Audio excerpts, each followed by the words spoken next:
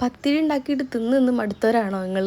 എന്നാൽ പിന്നെ ഈ ഒരു റെസിപ്പി ട്രൈ ചെയ്ത് നോക്കി കേട്ടോ. ഇതാകുമ്പോൾ എക്സ്ട്രാ കറി ഉണ്ടാക്കണ്ട, എല്ലാം കൂടെ ഒരുമിച്ച് അങ്ങോട്ട് കഴിക്കും ചെയ്യാം. പത്തിരി കറി കൂട്ടി കഴിക്കുന്ന പോലെയല്ല, ഇതിൻ്റെ ടേസ്റ്റ് എൻ്റർലി ഡിഫറെൻ്റ് ആണ്.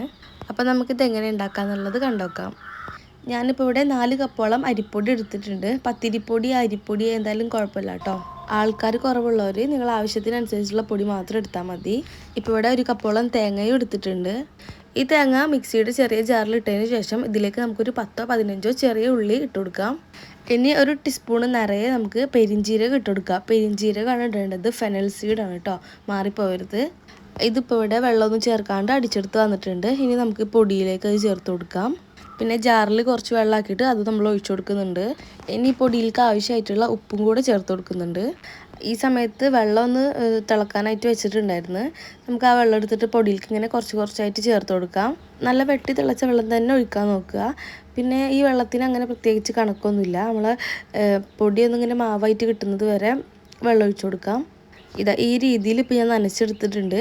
നമ്മൾ സാധാ പത്തിരിക്ക് കുഴക്കുന്നത് പോലെ അത്ര കട്ടിയിലല്ല ഇത് കുഴക്കുക. ഇത്തിരി ലൂസായിട്ട് വേണം, എന്നാലേ നമ്മൾക്ക് പെർഫെക്റ്റ് ആയിട്ട് ഇത് ഉണ്ടാക്കാൻ പറ്റുള്ളൂ. ഇനി ഇതിൽ ചൂട് കൈകൊണ്ട് തൊടാൻ പാകത്തിനാവുന്നത് വരെ ഒന്ന് മൂടി വെച്ച് കൊടുക്കാം. ഒരു 5 മിനിറ്റിന് ശേഷം ഞാനിവിടെ തുറന്നു നോക്കിയിട്ടുണ്ട്. കുഴപ്പമില്ലാത്ത കൈകൊണ്ട് തൊടാൻ പാകത്തിനുള്ള ചൂടായിട്ടുണ്ട്. ഇനി ഇതിങ്ങനെ പതുക്കെ ഒന്ന് കുഴച്ചെടുക്കണം. ഇതിപ്പോൾ കാണുമ്പോൾ മനസ്സിലാവുന്നുണ്ടാവും കുറച്ച് ലൂസായിട്ടാണ് ഇരിക്കുന്നത്. പത്തിരിയുടെ മാവ് കുഴക്കുന്നത് പോലെ നല്ല ഇങ്ങനെ ഹാർഡായിട്ട് കുഴക്കൊന്നും വേണ്ട, ജസ്റ്റ് ഒന്ന് മിക്സ് ചെയ്തെടുത്താൽ മാത്രം മതി. ഇതിപ്പോൾ ഇവിടെ കൈകൊണ്ട് തന്നെ നന്നായി കുഴച്ച് മിക്സ് ചെയ്തെടുത്തിട്ടുണ്ട്. ഇനി നമുക്ക് കുറച്ച് ഓയിൽ കയ്യിൽ തടവിയതിന് ശേഷം ഇതിൽ നിന്നൊരു പോർഷൻ എടുത്തിട്ട് ഞാൻ ഈ വീഡിയോയിൽ കാണിക്കുന്നത് പോലെ ഒന്ന് ഉരുട്ടിയെടുക്കണം. ഇതിൽ നിന്ന് ഇപ്പോൾ ഒരു ചെറിയ ഉരുളകൾ എടുത്തിട്ട് ഇതുപോലെ ഇങ്ങനെ നടുവിൽ ഇങ്ങനെ ഒന്ന് കുഴിയാക്കി കൊടുക്കണം. ഈ ഒരു ഷേപ്പാണ് നമ്മൾ ഈ കുഞ്ഞിപ്പത്തിരിക്ക് വേണ്ടത്. അങ്ങനെ എല്ലാ മാവ് നമുക്ക് ഈ ഒരു രീതിയിൽ ചെയ്തെടുക്കാം. ഇതിൻ്റെ വലുപ്പമൊക്കെ നിങ്ങളെ ഇഷ്ടത്തിനനുസരിച്ചിട്ട് കുറക്കൊക്കെ ചെയ്യാം കേട്ടോ. ഞാനിപ്പോൾ ഇവിടെ ഫസ്റ്റ് ട്രിപ്പ് ഫിനിഷ് ആക്കിയിട്ടുണ്ട്. ഇനി ഇതൊന്നും നമുക്ക് സ്റ്റീം ചെയ്യാനായിട്ട് അടച്ചു വെച്ച് കൊടുക്കാം. ഒരു 15 മിനിറ്റൊക്കെ വെച്ചാൽ മതി കേട്ടോ സ്റ്റീം ചെയ്യാൻ. അപ്പോഴേക്കും നമ്മളെ ഈ ഒരു പത്തിരി പെർഫെക്റ്റ് ആയിട്ട് തന്നെ വെന്ത് കിട്ടും. ഞാനിപ്പോൾ ഇവിടെ സെക്കൻഡ് ട്രിപ്പും റെഡിയാക്കി എടുത്തിട്ടുണ്ട്. ഇനി നമുക്ക് ഇതിൻ്റെ മസാല ഉണ്ടാക്കാൻ നോക്കാം. ഇതിനായി ഇപ്പോൾ ഞാനൊരു പാൻ ഇവിടെ ചൂടാക്കാനായിട്ട് വെച്ചിട്ടുണ്ട്. അതിലേക്ക് ഞാനിപ്പോൾ ഒരു 2.5 ടേബിൾ സ്പൂണോളം മല്ലിപ്പൊടിയാണ് ചേർത്ത് കൊടുക്കുന്നത്. 1.5 ടേബിൾ സ്പൂൺ മുളക് പൊടിയും ചേർത്ത് കൊടുക്കുന്നുണ്ട്. ഇനി ഇതൊന്ന് ലോ ഫ്ലെയിമിൽ ഇട്ടിട്ട് ഇതിൻ്റെ പച്ചമണമൊക്കെ ഒന്ന് മാറുന്നത് വരെ മിക്സ് ചെയ്തെടുക്കാം. ഇതിപ്പോൾ ബീഫ് കറിയിലേക്കൊക്കെ ചേർക്കുന്നത് പോലെ ഓവറായിട്ട് വറുത്തെടുക്കണ്ട, ജസ്റ്റ് ഒന്ന് ചൂടായാൽ മാത്രം മതി. ഇനി നമ്മൾ ബാക്കി മിക്സിങ്ങൊക്കെ ഈ ഒരു പാത്രത്തിലാണ് ചെയ്യുന്നത്. അതുകൊണ്ട് കുറച്ച് വലിയ വട്ടത്തിലുള്ള പാത്രം എടുക്കാൻ നോക്കുക. ഞാനിപ്പോൾ ഈ പാത്രത്തിലേക്ക് ആവശ്യത്തിന് ഓയിൽ ഒഴിച്ച ശേഷം ഇതിലേക്ക് ഇപ്പോൾ ഒരു 3 വലിയ സവാള ചെറുതായി കട്ട് ചെയ്താണ് ചേർത്ത് കൊടുക്കുന്നത്. ഇതിലേക്ക് ഇപ്പോൾ ഇതിനാവശ്യമായിട്ടുള്ള ഉപ്പ് കൂടെ ചേർത്തതിന് ശേഷം നന്നായിട്ടൊന്ന് വഴറ്റിയെടുക്കണം. ഇപ്പോൾ ഈ ഒരു രീതിയിൽ ഉള്ളിയൊക്കെ ഒന്ന് കളർ മാറുന്നത് വരെ നന്നായിട്ട് തന്നെ വഴറ്റിയെടുക്കണം. ഇനി ഇതിലേക്ക് 2 ടേബിൾ സ്പൂൺ നിറയെ ഇഞ്ചി വെളുത്തുള്ളി പച്ചമുളക് ഇങ്ങനെ ചെറുതായി ഒന്ന് ചതച്ചെടുത്തതാണ് ചേർത്ത് കൊടുത്തിട്ടുള്ളത്. അതിൻ്റെ പച്ചമുളകൊക്കെ ഒന്ന് മാറുന്നത് വരെ ഒന്നും കൂടെ ഒന്ന് മിക്സ് ചെയ്ത് കൊടുക്കാം. ഇതിലേക്ക് ഇനി 2 വലിയ തക്കാളി ചെറുതായി അരിഞ്ഞ കൂടെ ചേർത്ത് കൊടുക്കാം. ഇതിലെ തക്കാളി വെന്തുടയുന്നത് വരെ ഒന്ന് മൂടി വെച്ചിട്ടൊക്കെ ഒന്ന് വേവിച്ചെടുക്കാം.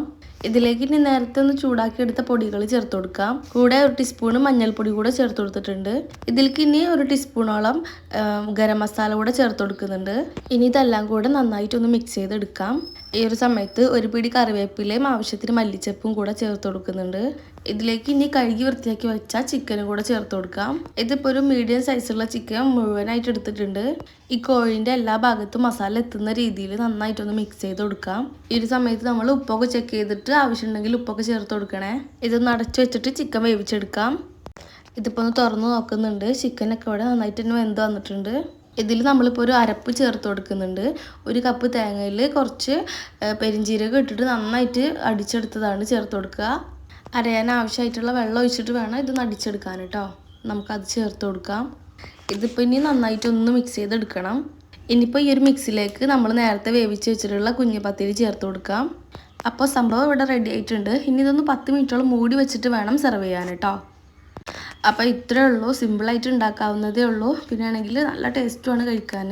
അപ്പോൾ വീഡിയോ ഇഷ്ടപ്പെടുകയാണെങ്കിൽ ലൈക്ക് ചെയ്യാനും ഷെയർ ചെയ്യാനും സബ്സ്ക്രൈബ് ചെയ്യാനും മറക്കരുത് കേട്ടോ. അടുത്ത വീഡിയോ ആയിട്ട് വീണ്ടും കാണുന്നത് വരെ ബൈ.